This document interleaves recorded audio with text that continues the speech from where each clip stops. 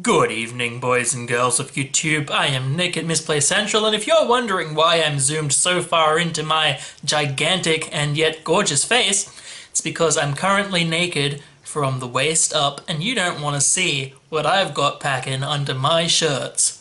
Anyway, the deck I'm going to bring you today is a bit different to what I'd normally be bringing you. Normally I'd be bringing you a deck based around certain characters. This one's based around the fact that MonoRedHero is pretty cool, and you can run basically the same deck with myriad combinations of characters.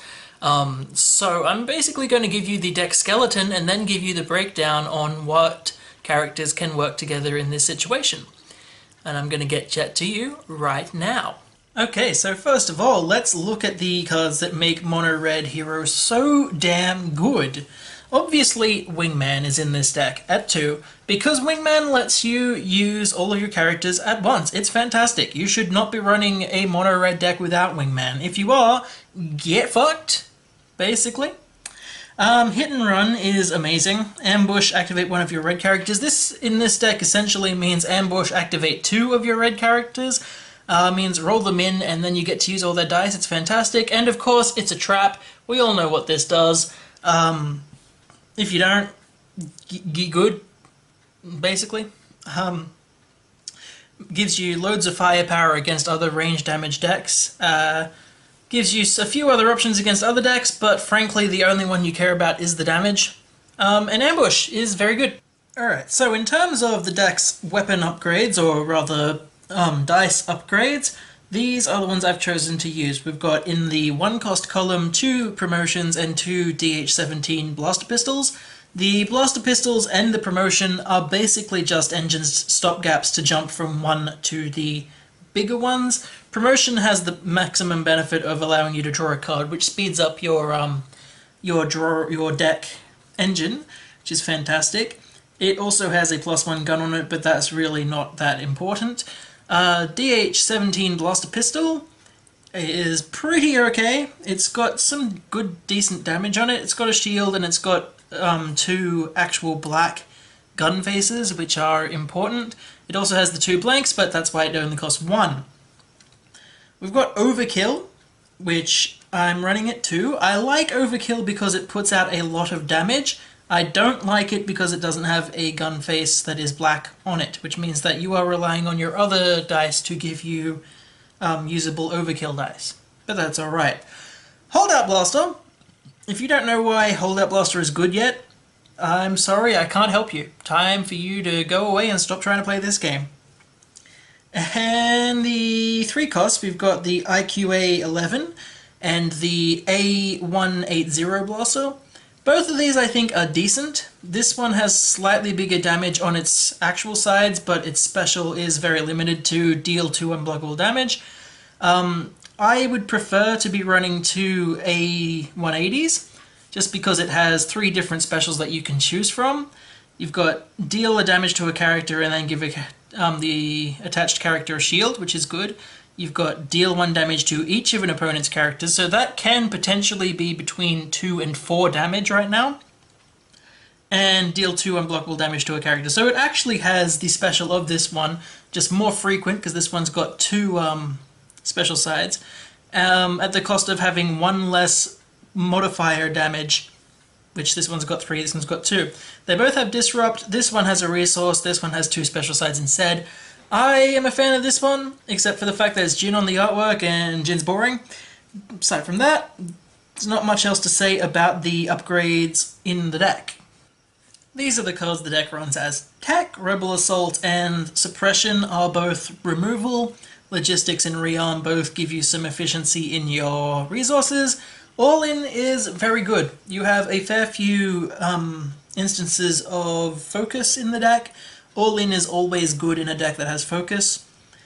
Leadership is a sneaky one-off in here, mostly because your characters are all unique.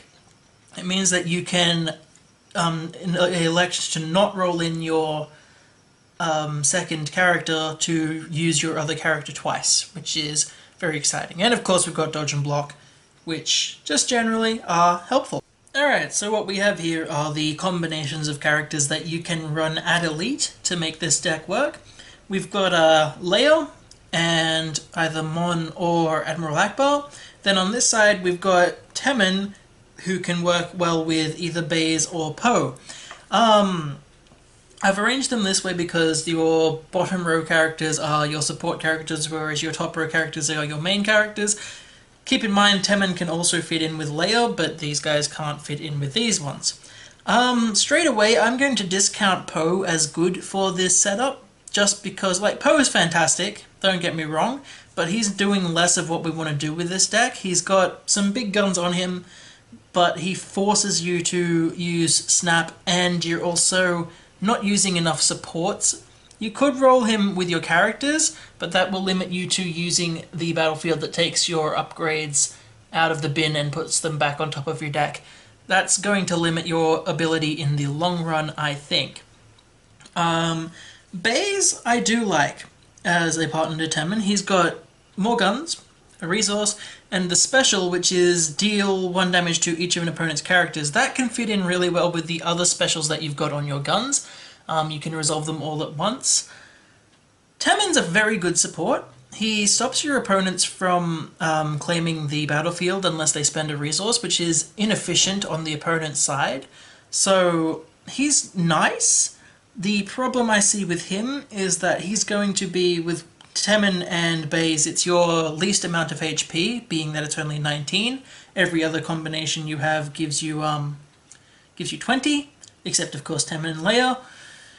Leia and Mothma I like because you have a lot of focus dice, and I like my focus dice. I think Mothma is very, very, very strong with her ability to re-roll dice after events are played, and the fact that your events are rather small. Then you've got Akbar, whose really only advantage is the one gun face he's got on him. I'm not likely to use Akbar as my support in any of these decks. Which basically means, if I were going to build the deck, it would be E Leia, E Mothma, or E Baze, E Temmin. You are welcome to try the other things, but that's up to you. I'm probably not gonna. So, MonoRedHero is in an interesting place for me right now. It's one of the best it's one of the best mono colors if you are just trying to hit the elite on all your characters. It's got a good selection of possibilities, which a lot of other colors do not have. The downside to this, of course, is that most MonoRedHero decks you see will be running the same sort of skeleton because it is so easy to run all of them. But it is something that I'm interested in playing, and if you can hear the screaming of children in the background, it's because we have noisy neighbours and they apparently have just gotten home. Anyway, this has been Nick at Misplay Central. I will catch you guys next time. Bye.